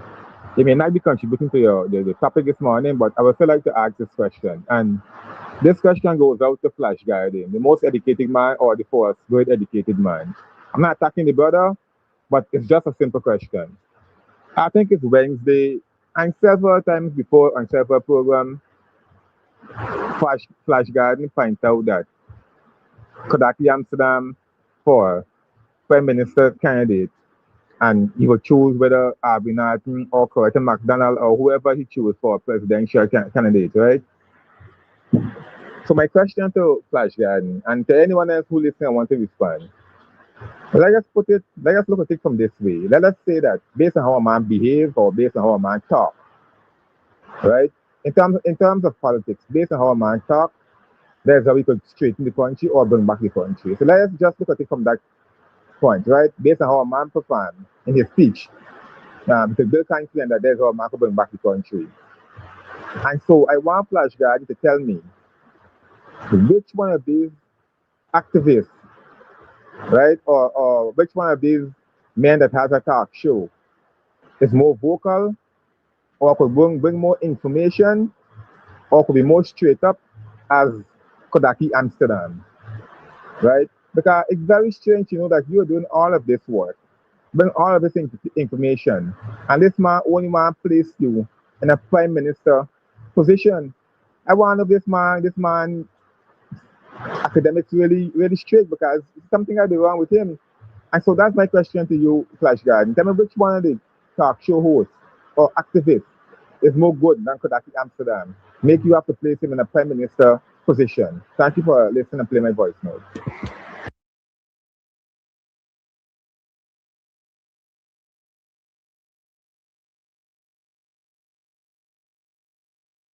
Morning, Brother Kadaki, morning, viewers. Brother Kadaki, I'm here to address Flash Garden. I was in the comment section last night on Mark Benson program and hearing and Brother Mark talking about, Flash Garden and shaking hands and who buy over. Well, I addressed this situation, but then I noticed Flash in the comment section and saying how Dr. Hines gets soft and he should take a rest and that kind of thing. Flash Garden, you can do half quarter with people like Dr. Hines does do. Let me remind you that Dr. Hines is a revolutionary. But Kadaki is a revolutionary. These are men that suffer consequences for representing Black people. You would never reach the Flash. You would never reach there. Now you're finding excuse that you're old. Dr. Hines is not no young man, and Dr. Hines in the trenches long before he ever said that he's parliamentarian, fighting out for Black people, standing up to the oppressors for Black people. You never done that. The most you do is wait in the morning for when comes TV on and the phone lines open to start spewing. And let me tell you something, Flash. Sometimes you're real annoying. I respect you. I respect your little contributions in representing Black people, but sometimes, and a lot of times too, is very much annoying, and you is the one we need to take a back seat sometimes, because sometimes things you talk don't even make sense. You would never ever find the courage to do what Dr. Hines is doing. So don't think that you could rise up to say that Dr. Hines doing foolishness and nonsense and this, and you just spew most of the nonsense that you just coming on this program and talking about people doing nonsense.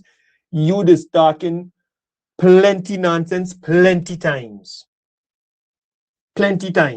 You never come close to Dr. Hines. You love Brother Aubrey Norton so much. You never one day show up to represent him. Whether it's in New York or Guyana, you never show up to represent Brother Aubrey, and you're talking all kind of things when people have their views or their way of doing things. You just sound real and nice sometimes. And I feel that sometimes you should come in this program and just listen and shut your mouth. Shut your mouth. Because you the sound annoying at times. This is what I got for you. You talking about what?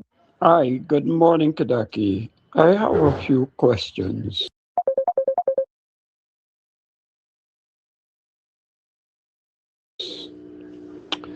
Do we still have an ombudsman in Guyana? Could you tell me what is the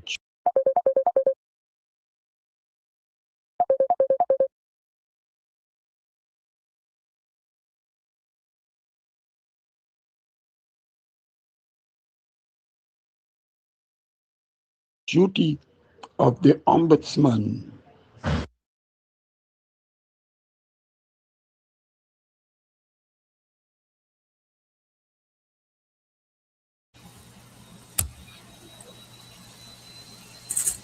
Good question. Is there an ombudsman? Yes, there's an office of the ombudsman. Does it work? I don't know. It has not worked for quite a while because there's an office, right? There is still an office of the ombudsman. It is still, I am sure somebody is still being paid.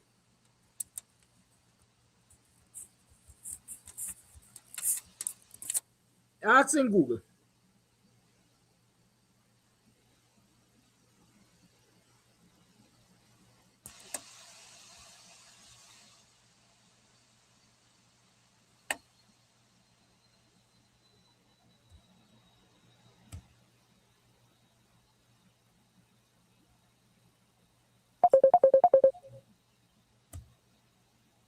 Leon, good morning. Good morning, Brother Ambo. I just joined your program, so if I'm off a little, please forgive me. At this point in time, to all the listeners and your followers and all the supporters, let's not fight within ourselves. Let's keep it cool. Flash has his opinion, and I want to agree with him this morning. And Mr. Amsterdam, whatever you're saying this morning about the Mohammed, I was telling you that a long time. That this guy is no good for Guyana. Even though he's in opposition now, he's the opposition leader. He should respect the laws, respect the security forces and everything. He just have to relax, stop doing wrong things, and nobody's not going to bother him. I've been telling you this a long time. You don't have to fight the fight for the PVP. The PVP is capable enough of fighting their own fight. But Mr. Amsterdam, he got the police chasing him down, and then you have Terence Campbell defending him, saying that is wrong. So, Mr. Amsterdam, I don't know what's going on with the PNC or the APNU, but you guys really need to take things seriously now. Anyway, so stop the fighting. Thank you, Mr. Amsterdam, for taking my call. Good morning. Good morning to everyone else. I'm back. Also, in response to the question about the ombudsman, yes, retired Justice Winston Patterson is the ombudsman, and he was appointed, sworn in since 2017.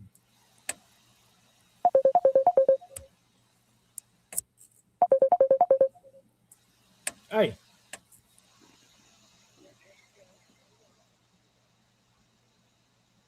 All right, good. Yes. The current ombudsman is Justice Retired Winston Patterson, as confirmed in the July 29, 2026 report on the Ombudsman 2025 annual report. He was appointed in May 2017. Hello.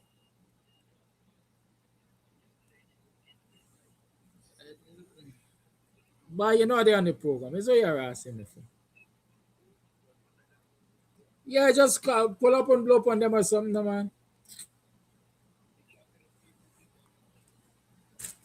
Um, Ombudsman is a constitutional office independent of government. So they say under Article 191 of Guyanese's Constitution, the Ombudsman is appointed by the President after consultation with the Leader of the Opposition. Got the office is at 39 breakdown. You know what I find funny there?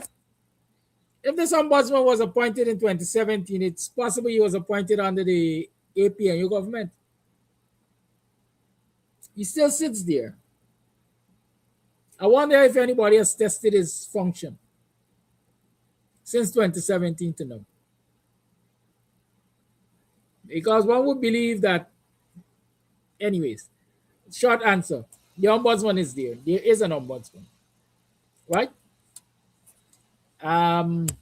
Voice note. Salam, salam, salam. May God peace and blessings be upon all of us. Listen, we're in a situation in this country, a very bad situation with this government. This government just could do anything they feel like doing. Just imagine you got an opposition leader. The opposition leader don't have rights. Jack Doe was in that position. They was in the opposition leader position when Granger won the election in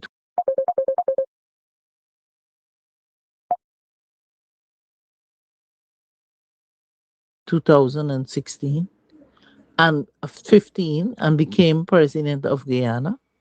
And nobody had to go through this. Good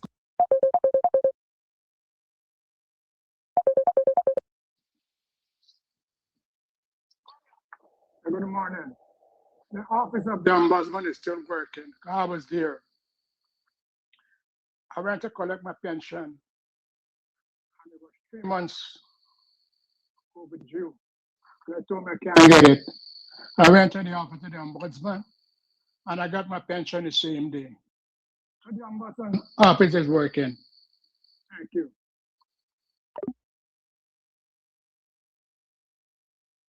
So that call is saying that the office of the ombudsman is working. Because he came, he went to look after his pension. They were giving him a hard time. He went to the office of the ombudsman, and the problem was sorted in a day.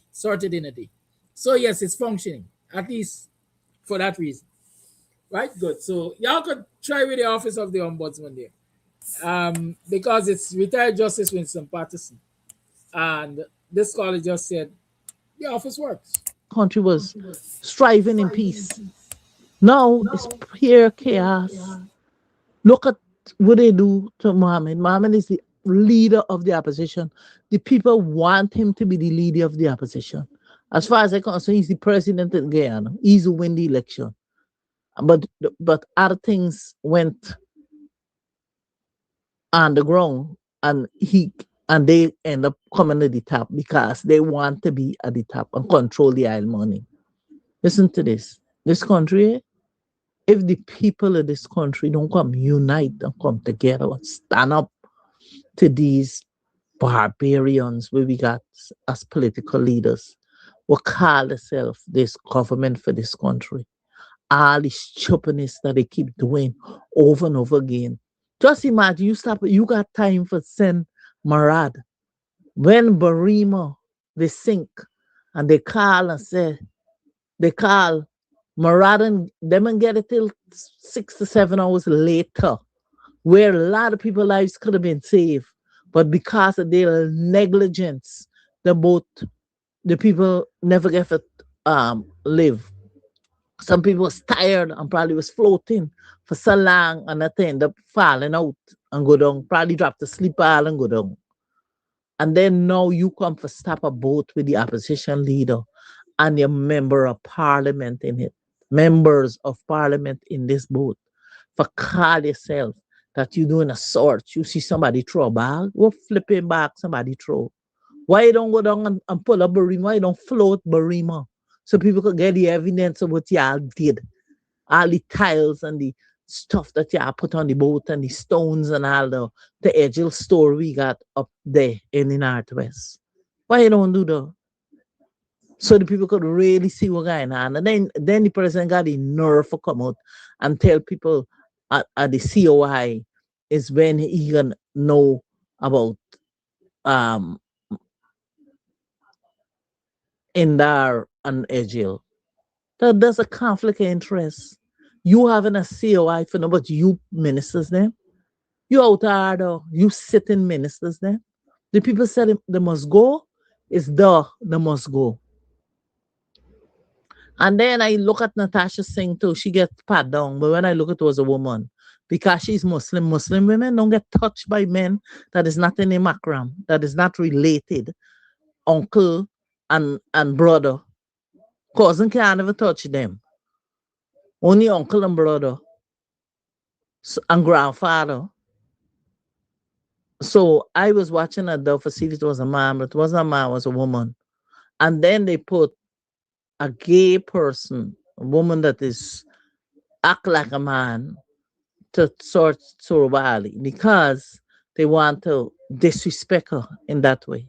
These are the things that this government is setting up plan and wickedness to the people. And they got all these foreigners and they doing stupidness to Guyanese people.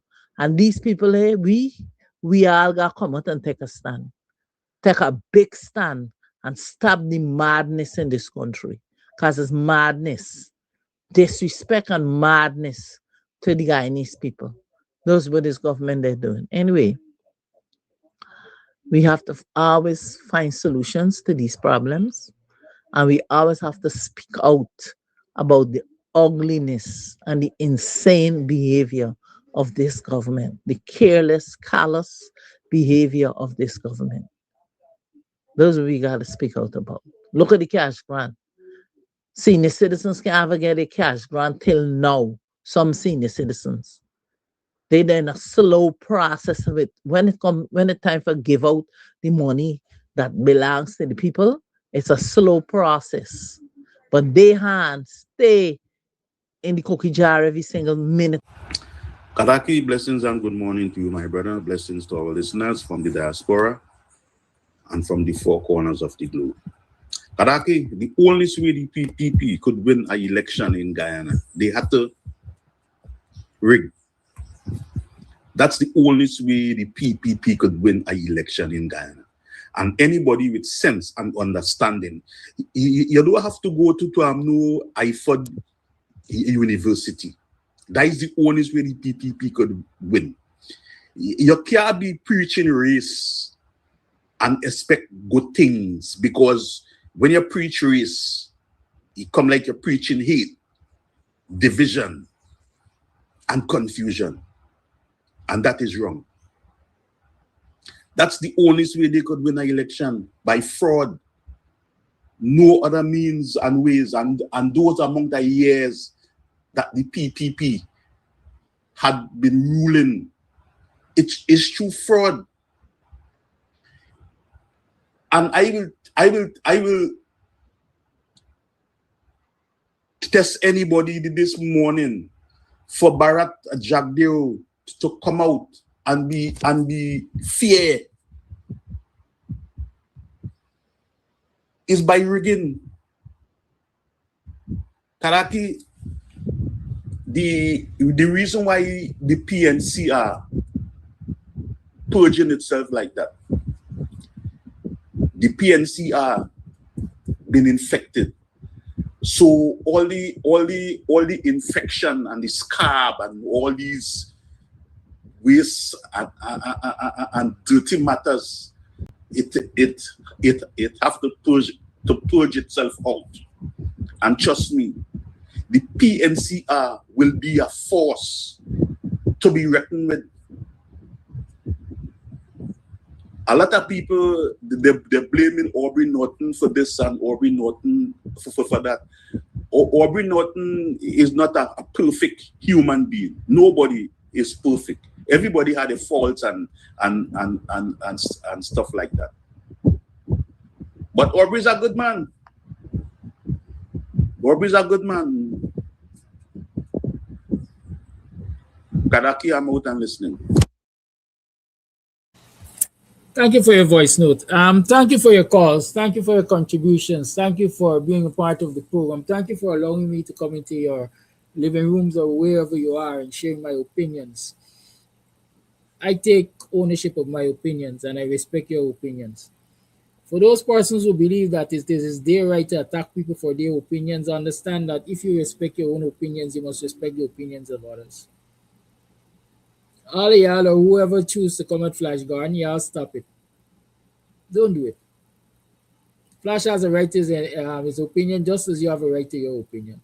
For the most part, I don't hear Flash attacking anybody for their opinion. Y'all don't attack the man for his opinion. We must be able to let opinions contend, let ideas contend. And stop being personal, getting personal and petty. I saw somebody, I can't remember his well, I believe it's Anthony. I ain't sure if it's Anthony. Say, imagine the police lock you up for what somebody say on your program. And you going on like, you know the law or something like that. I know the law. Well, I know the law. I have an understanding of the law. And so when the police locked me up for what somebody said on the program, and those of you who have been following me would know that beyond the shadow of a doubt, I said they're wasting their time. I said they were wasting their time. And indeed, the case ended with them losing. They couldn't make the case. Good.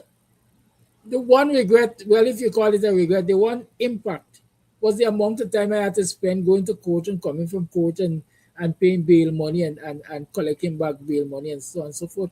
But there's a small thing, the small potatoes. There's a little sacrifice to make for a better Guyana. I'm not saying the PPP will not come at you with the law. I'm not saying that the PPP will not be politically vindictive. But I'm saying that since you know the PPP can come at you with the law, and you know the PPP will be politically vindictive, ensure that you're crossing your T's and dotting your I's. Ensure that you are on the straight and narrow path. Ensure that you're protecting your civil liberties at all times. That's all I'm saying. And so if you can't understand that, don't come and tell me how bright you be or ask me how bright I am. Okay? So you have figured out. John Thompson jump in and say Flash Garden attack John Thompson. Well, what I say? You right or you wrong? Or you shouldn't have? I just say what I said. Y'all could play tit for tat. But if I believe y'all going on with too much tit for tat in the program, I know what to do. It's as simple as that. We are big people, man. And in politics, you gotta get thick skin too. Good? Yeah. I know what I know, and I live by what I know. I'm going to repeat it. All those of you who want to associate, I see somebody said there's a black people problem. Opposition fighting opposition. I say to you guys all the time, I'm an equal opportunity beater. If the opposition does wrong, I'm gonna tell them they do wrong. When the opposition does right, I'm gonna say they do right. As a matter of fact, if you're doing the right thing, nobody even gonna mention you. That is how society is built. People only generally talk about the bad things that you do.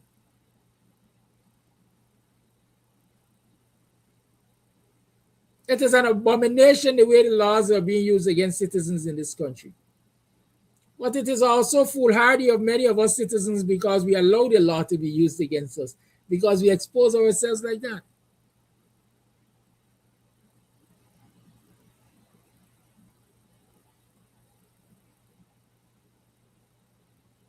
Y'all have a good day. Happy Friday to you. There's some things I was tempted to say. I can't say it. I won't say it. But show me a company tell you who you are. And I ain't gotta be accurate. I don't have to be accurate. Because like somebody say, if you play with dog, you're gonna end up with flea. At some point in time, you're gonna end up with flea. The caller who called and said he was sent to do an air conditioning job. And when he was finished, he was given a bag of money to carry back to his employer. If that wasn't a smart person, he would have been involved in money laundering, perhaps. What we call that, vicariously, without even understanding that he was involved in money laundering. Innocently, he was carrying a bag. Innocently, he was becoming a bag man under the guise of him doing a job, and he was now being paid for the job. Is the amount of money he was being asked to transport in keeping with the cost of the job that he just did? No. He recognized that and he said, no, you either pay in check or something, but we don't carry the kind of money. Right? But if he wasn't smart, then he would have carried that money and unsuspectingly become a drug mule, a money launderer, some kind of label. In other words, he would have been exposing himself to the law just because he didn't pay attention to who he was associated with. That's all I'm advising you about. Yeah, I'll have a good one. And somebody asked the question, no, I want to go, but I got to deal with this one in particular. Are you bashing Tabitha Sarbo-Hali because she left the PNC? First and foremost, I generally, anyhow, she was never a member of the PNC, so she didn't leave the PNC. She left the WPA.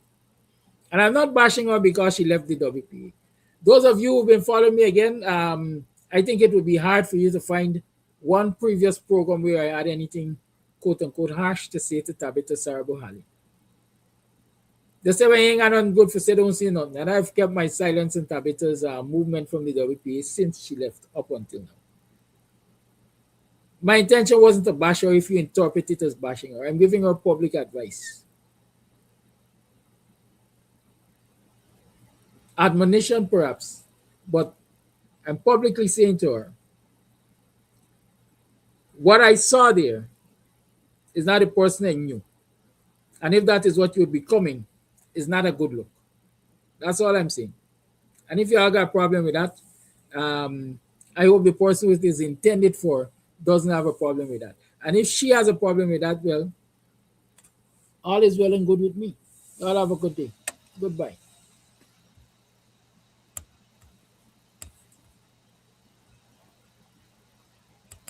Arriving in the UK from Guyana, the Caribbean, North America, or elsewhere. Start your journey with ease and comfort by choosing first-class travel service, one of UK's leading providers of premium airport transfers. Enjoy a smooth, stress-free arrival by booking your comfortable and reliable airport taxi before you arrive. With affordable rates and exceptional service, we cover all major UK airports, including Heathrow, Gatwick, Manchester, Birmingham, and many more. Wherever you land, we guarantee a seamless door-to-door experience to and from any UK airport. For your peace of mind, all our drivers are fully DBS checked and cleared, ensuring a safe and trustworthy service from the moment you arrive. Our friendly staff will meet and greet you in the airport arrival hall, assist with your luggage, and escort you to one of our luxurious vehicles. So wait no longer. We're ready to look after you from the moment you arrive in the UK.